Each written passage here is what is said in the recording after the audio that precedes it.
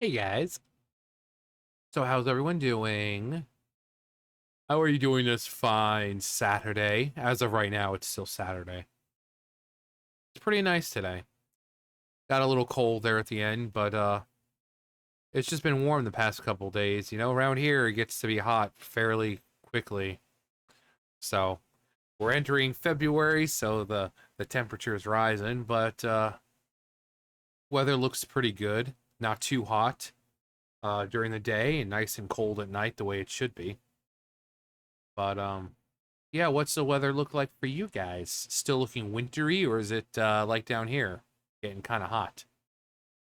Anyway, you know what isn't so hot? Dragon Age: The Veilguard. Dragon Age: The Veilguard writer says franchise is not dead after EA gutted studio and axed entire writing team. That's dead. It's dead. You can have all the fanfics and art you want. It's dead. No one is gonna trust anything Dragon Age related as long as EA and BioWare have control of it. That's just a sad truth.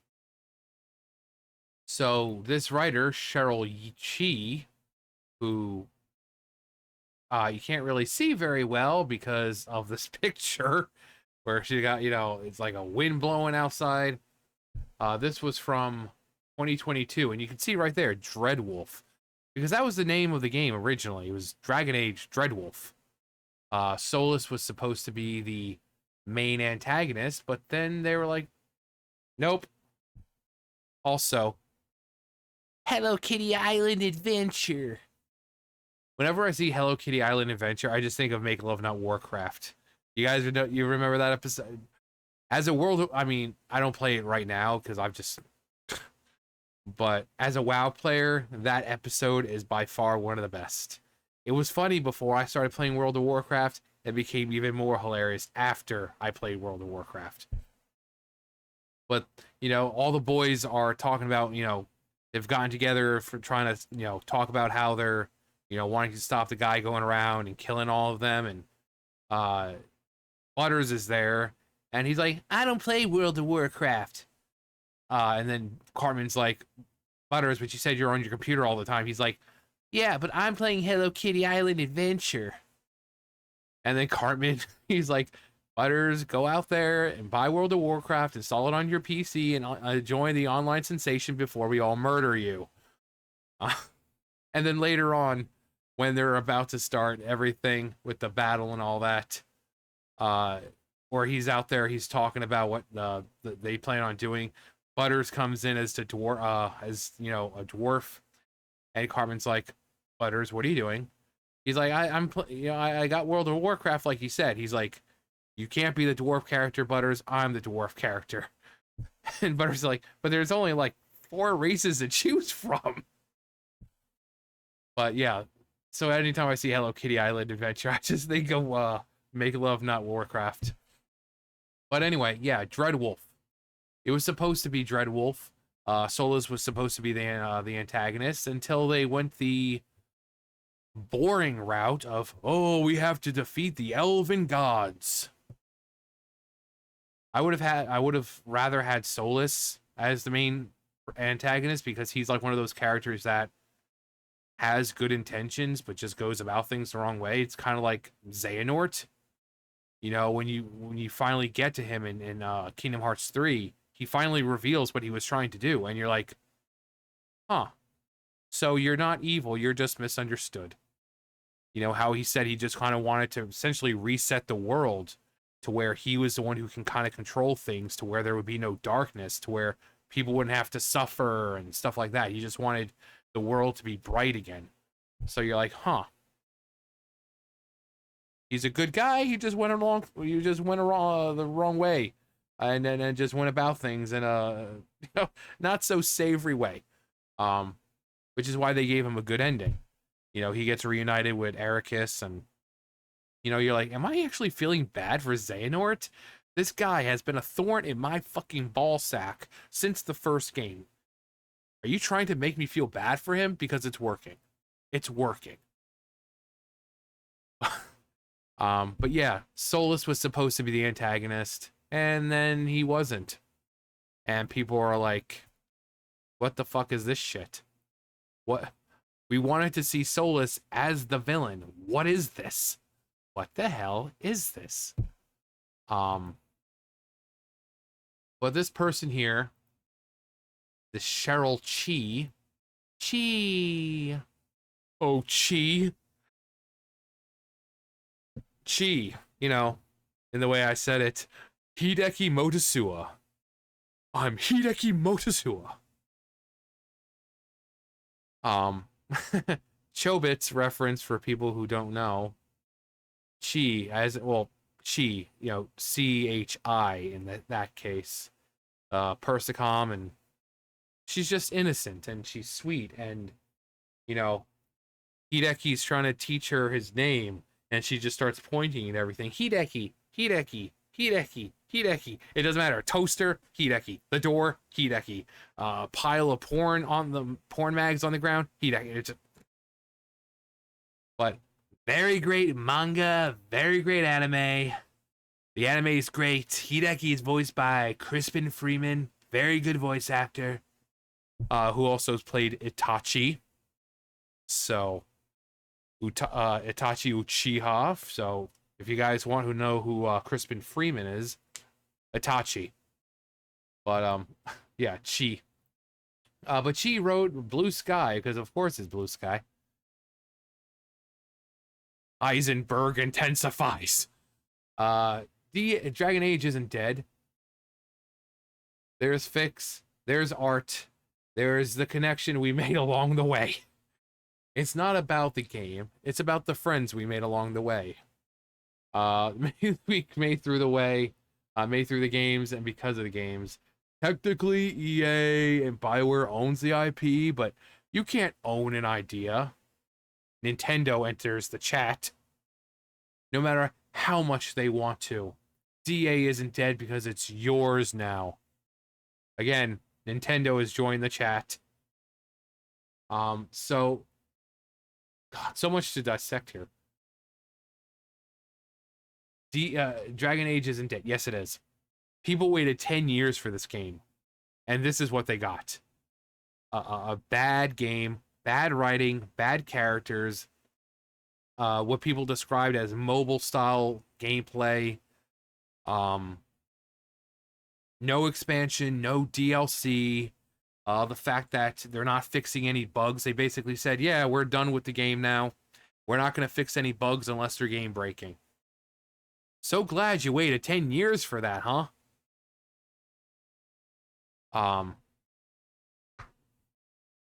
Technically, EA BioWare owns the IP, but you can't own an idea. Yeah, you can. Again, look at Nintendo. You know, people go out and, you know, mostly Mario and Zelda, or Mario and Pokemon, actually. Zelda games tend to be able to survive longer than Pokemon and Mario. But, yeah. Yes, you know, they find out that there is a Pokemon game or a Mario game, they're like, oh, we'll take you to court unless you take a game down. And you're like, but I worked like 3 years of my life on this game. They're like, oh, so I see you want to do it the hard way. So you can say that you don't own an idea. Well, you can. You can.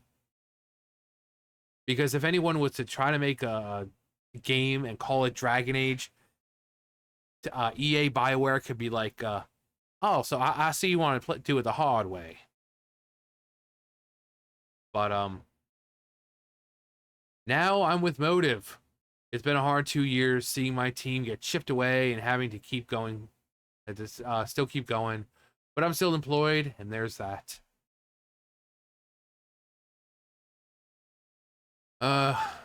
She's comments also come in the wake of EA admitting that the entire Dragon Age franchise missed expectations by 50%.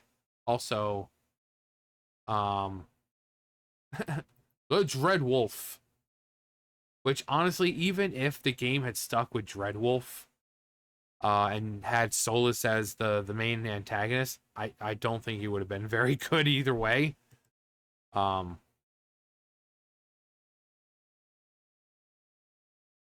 Let's see.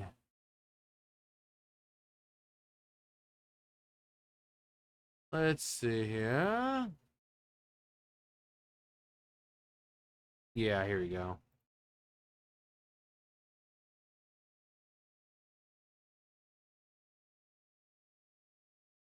So, so a cool French woman dropped a cool quote from Camus on me today. In the midst of winter, I found there was within me an invincible summer. I mean, who does resistance like the French, right? We're going through that right now. It's a lot everywhere. But the DA isn't dead. So someone just reposted my thing saying that they'll write a giant AU, and that's something I'm talking about.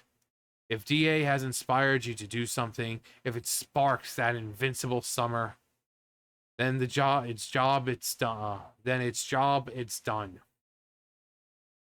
And it has been my greatest honor to have been part of that. They're acting like they wrote the fucking Bible. It's fucking Dragon Age the Veilguard, bitch. A game that within the first couple of days had 30,000 refunds. A game that cost 300, $400 million to make, and it only made like 105 million. You think you're acting like you're changing lives, like they're going on the spiritual journey through the. No, it was a shit game. No one like, even the people that you tried to pander to didn't like it. The people who are like, oh, well, the modern audience, and yeah, well, the modern audience didn't even like it. I had a lot of, when it first came out and I was making the videos about it, I had a lot of people, like, oh, I'm bi, I'm trans, I'm this, I'm that. And they're like, the representation wasn't genuine. It just felt out of place because it was poorly written. You know, it was poorly written. So you have all these companions and you're supposed to be able to relate to them and want to see them succeed or this or that. But then when you have the instance where they all die or something, it's like, nothing lost because you don't feel any connection to them because of how badly written they are. Tosh was probably the worst one. And I've said numerous times she could have been a great character. She could have. I mean, the Qunari are great. It's great race. Great race of people. And apparently there had been either like non-binary or transgender Qunari before in a previous game, but no one complained about it because they were well written. But then, of course, Tosh is written like shit, and everyone's like, "Oh, yeah, you just hate her because you're non-binary." No, she's written like shit. And even when I come out and say Tosh could have been an amazing character if she was better written, I'm not saying, oh, Tosh could have been a better character if she wasn't non-binary or she. No, if you want to make her non-binary, whatever.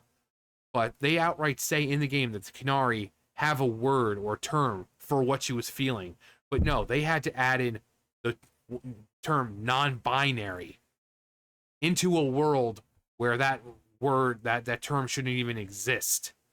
Her mom was like, what's non-binary? Like, what the fuck are you going on about, bitch? Like, our people have a term for what you're feeling. So she could have been a great character, going through this identity, but nope. And of course, I'm gonna get the people like, oh my god, you fat fucking incel. Never actually listen to what I'm saying and just constantly just freaking jerk off these companies instead of holding them accountable for making a terrible character and in a game that no one liked. And then I'm also gonna get, well, I don't know what you're talking about. I thought it was a great game. Well, people like to get shit on during sex. Doesn't mean that everyone else does. So I'm glad you liked the game, but you liking the game wasn't enough to make it a success. So just like people being shit on during sex, just because there are some people who like it, that's not the majority of people. Okay, so good for you. You fucking liked it. I don't want to hear, oh, you don't know what you're talking about. It's a great game. Good for you. You liked it. Was it a success? No. It only made $105 million when it took them total between making and marketing, 700 million. So please tell me how it was how it was a success. But I liked it. Okay. Well, then maybe you should go buy the game. How many more times to get up to $700 million for them? But flashbang. Poof. But yeah, people waited 10 years for this game, and this is what they got. Not 10 years for subpar writing, so subpar storytelling, terrible characters, mobile style gameplay, glitches, puzzles that don't really challenge you at all. You know, and that's one of the great game things about games are the puzzles. But this game treats every single player like they're fucking stupid. You see that thing right there? You need to pick that up and bring it over there. You pick it up and you're moving a couple of feet. Like all throughout the game, no matter what puzzle you're doing, a 5-year-old could do it. So everything about this game was trash. No DLC, no expansion. The fact that the developers and whoever else came out beforehand and they were attacking people, phobes and isms. Oh, you guys are complaining about top surgery scars and pronouns, and how do you know the game's going to be bad? Well, then the game came out, and the people like me and Vera and anyone else who was talking about it, we were proven right. We were proven that the game was bad. So I hope everyone enjoyed the 10-year wait, because now it's going to be another 10, 20 years before the next Dragon Age game. And are you going to trust it after this massive freaking failure right here? Seriously, do not just blindly throw your money at these companies after 10, 20 years just because they're releasing a game that you haven't been able to play in ages. Okay? If they release a game called Dragon Age, don't just like, oh, well, I'm going to buy it because it's been 10, 20 years since No. Don't. Because you're just allowing them to continue making crap products because you're supporting them. It's like, oh, well, it may be a bad game, but it's better than nothing. And then they're going to see that as like, oh, man, these people are stupid. We could fill these boxes with literal shit, and they're still going to buy it. So do not give them your money. Don't. But what do I know? But yeah, saying that it's dead, it's not dead, it's dead. As a franchise, it's pretty much dead at this point. You can have your fanfics, you can have whatever, but the franchise itself is pretty much dead. We're not going to see a Dragon Age game for some time, and when we do, no one's going to trust it. No one's going to trust it. And you only have EA and BioWare to blame. So, anyway, that's going to do for me. You guys know the drill. I'll see you guys later. Bye, guys.